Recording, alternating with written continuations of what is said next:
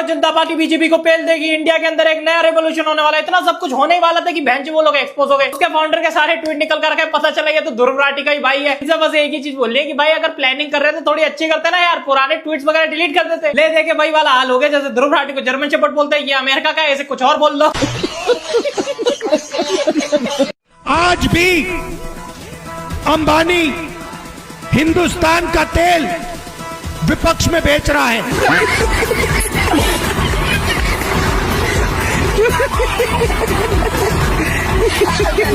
तुझे पता है चमचो और देशभक्त में फर्क क्या है? पीएम मोदी को स्वीडन का हाईएस्ट सिविलियन ऑनर मिला, उन्हें दिखा? नहीं। यूएई की $1 बिलियन इन्वेस्टमेंट दिखी? नहीं। नॉर्वे ने पीएम को हाईएस्ट सिविलियन ऑनर दिया, वो दिखा? नहीं। नीदरलैंड ने 1000 साल पुरानी हमारी चोला एरा की कॉपर प्लेट्स वापस दी, वो दिखा? नहीं। तो भाई फिर दिखा क्या? चमचो को दिखा नॉर्वे की जर्नलिस्ट का एक मामूली सा क्वेश्चन। मतलब इंडिया को नीचा दिखाने के लिए बाहर के लोगों की जरूरत नहीं है, ये लोग हैं। भाई चमचो, गंदेड़ियों, नानी का घर तुम्हारी आका का, और घूमने मोदी चले जाते हैं। ऊपर से वहां पे मेलोडी भी दे करके आते हैं। मेलोडी को मतलब चल क्या रिया है। मैं तो मोदी जी को बोलूंगा, मोदी जी चमचों की वैसे ही हम कलपाई रखते हैं, आप ये फोटो डाल करके और कलपाई जा रहे हो। अरे जीने दो या इनको सीधा ऊपर।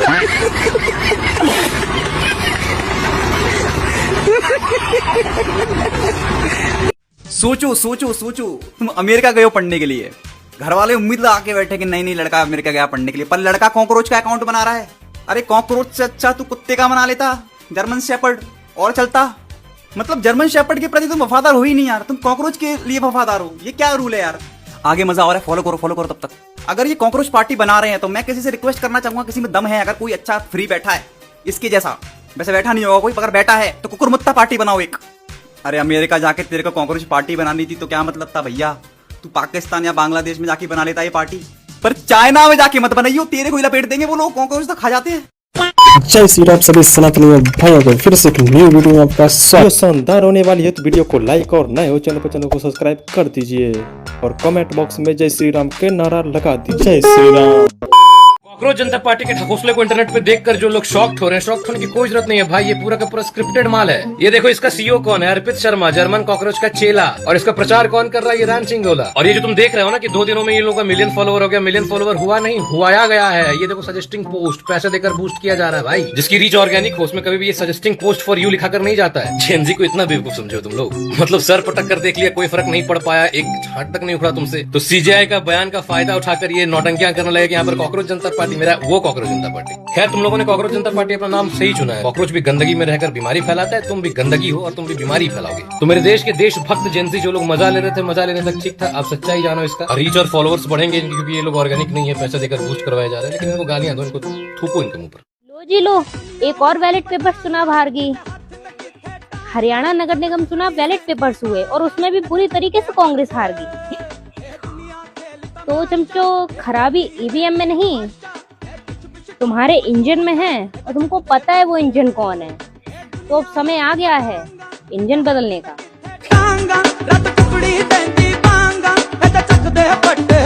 पार्टी का नाम कांग्रेस जनता पार्टी तो रख दिया साहब, लेकिन आप ये भूल गए कि कांग्रेस कभी भी बायस नहीं होता। वो बाथरूम में भी आता है, वो वॉश बेसिन में भी आता है, वो किचन में भी आता है, वो गंदे बर्तनों में भी आता है। So be like cockroach, not biased. तो हुआ ये कि चीफ जस्टिस ऑफ इंडिया ने स्टेटमेंट दिया कि unemployed youth are like cockroaches. अब इस स्टेटमेंट का तो कोई काउंटर हो ही नहीं सकता कि अगर इस देश का यूथ अनएम्प्लॉयड है तो उसमें सिस्टम में प्रॉब्लम है, ना कि यूथ में। इस देश में प्राइवेट कंपनीज पे कोई रूल रेगुलेशन नहीं है, हायर एंड फायर की पॉलिसीज पे चलती है, एक साथ 50-50 हजार लोगों का ले ऑफ कर देती है। उस देश का यूथ तो होगा ना अनएम्प्लॉयड, या होगा ना कॉकरोच। बस इनकी इस आइडियोलॉजी से मैं भी इनके पेज को फॉलो करने ही वाली थी, जैसे कि कुछ घंटों में ही कुछ मिलियन फॉलोवर्स हो गए इनके इंस्टाग्राम में। लेकिन फिर मैंने देखा कि ये 2 लोगों को फॉलो करते हैं और उसमें से जिस एक को फॉलो करते हैं, अर्पित, वो तो छोटा भाई है आपके जर्मन शेफर्ड का। और जो इनके फाउंडर है वो खुद इंडिया में नहीं रहते। ये किसी पोस्ट में अपने ट्वीट में कहते हैं कि ममता बनर्जी बिल्कुल सही है, उनकी तारीफ करते हैं। एंड इस पेज के जो फाउंडर है अभिजीत, इनके फेवरेट पॉलिटिशियन है केजरीवाल, क्योंकि आए दिन पहले भी इनके ट्विटर अकाउंट में उन्हीं की तारीफों भरे पुल बांधे थे इन्होंने। अगर आप डॉट लिंक करेंगे तो अभी केजरीवाल ने अपनी स्पीच में जेनजीज को ही टारगेट किया था। उनको बोला था कि आप में इतनी पावर है, आप किसी भी सत्ता को गिरा सकते हैं, उठो आवाज उठाओ। दिल एकदम खुश हो गया था कि एक ऐसा न्यूट्रल बेस बन रहा है जहाँ पर हम जनता के हित के लिए बात करेंगे, हम पॉलिटिक्स पे बात करेंगे, क्वेश्चन उठाए जाएंगे न्यूट्रल होके, ना ही कांग्रेस के, ना ही बीजेपी की, ना ही केजरीवाल के, ना ही टीएमसी के, न्यूट्रल। लेकिन अफसोस ये जेनजीज के इमोशंस के साथ खेल के उनको सेम चूरन बट डिफरेंट फॉर्म में खिलाया जा रहा है। आप प्राइम मिनिस्टर हो हमारे आने वाले, पीएम है सर।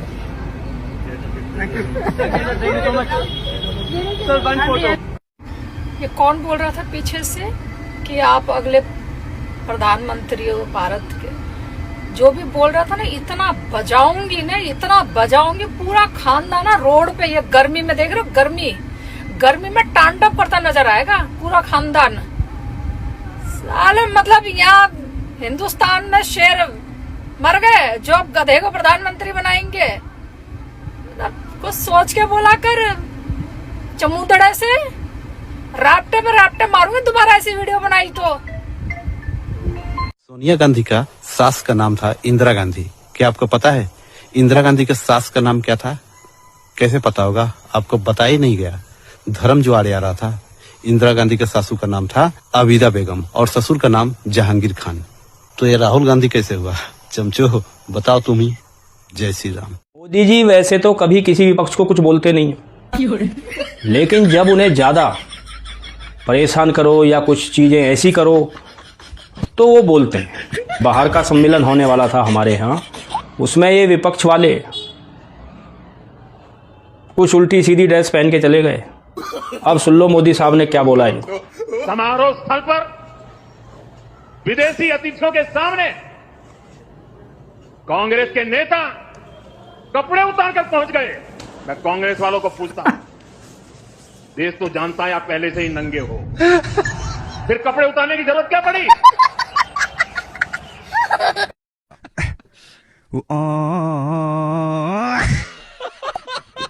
नरेंद्र मोदी जी कॉम्प्रोमाइज इंसान है, कॉम्प्रोमाइज्ड पीएम है, ये कई बार साबित हो चुका है। राहुल गांधी जी बिल्कुल सही कहते हैं, लेकिन यहाँ पर कुछ उल्टा हो चुका है दोस्तों। राहुल गांधी जी ने रिसेंटली अपॉइंटेड सीएम तमिलनाडु वाले जोसेफ विजय, उनकी पार्टी को सपोर्ट किया है। अच्छा, अब जोसेफ विजय जी क्या कर रहे हैं, वो ट्रिब्यूट दे रहे हैं प्रभाकरन को। प्रभाकरन जो लिट्टे का संस्थापक था। अब उस प्रभाकरन ने राहुल गांधी जी के पिताजी स्वर्गीय श्री राजीव गांधी जी की हत्या करी थी या करवाई थी उनके संगठन ने।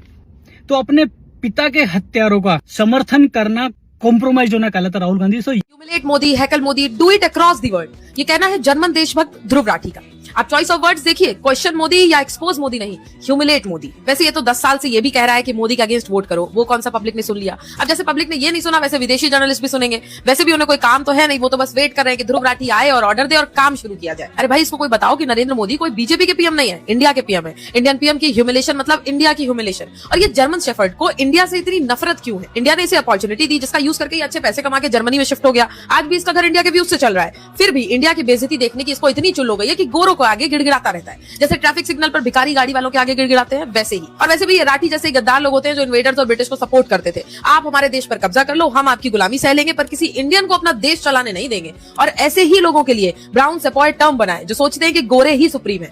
इनके हिसाब से गोरे चाहे एप्स्टीन फाइल बनाए, चाहे इराक, ईरान और बाकी मिडिल ईस्ट में बॉम्ब गिराएं, वो सब अच्छा काम कर रहे हैं। पर गोरे इंडिया के अगेंस्ट एक शब्द बोल दे तो इंडिया का ह्यूमिलेशन हो जाएगा। जैसे गोरे जज हो और इंडिया वाले उनके सब्जेक्ट्स। मतलब कॉलोनियल एरा खत्म हो गया। पर राठी जैसे कुछ लोग आज भी उस मानसिकता से बाहर नहीं आ पाए।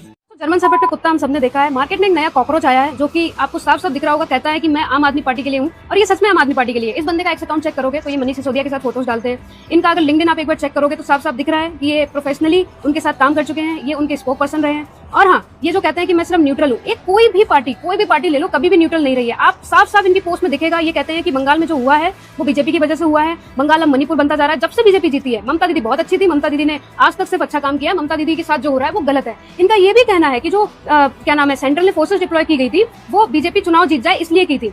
अब आप दोस्तों मुझे ये बताओ कि अपने आप को कहते हैं अनबाइज्ड है। इनकी पोस्ट देख लो, इनके क्या नाम है एक्स अकाउंट पे ट्वीट्स देख लो, साफ साफ दिखता है कि किसकी तरह बाइज्ड है ना। तो दोस्तों किसी को भी हम फॉलो करते हैं, एक बार उसके बारे में सारी चीजें जान लेते हैं तब उसको फॉलो करते हैं। आप लोगों ने देखा कि नई पार्टी आई है, हम उसको फॉलो करने लगे।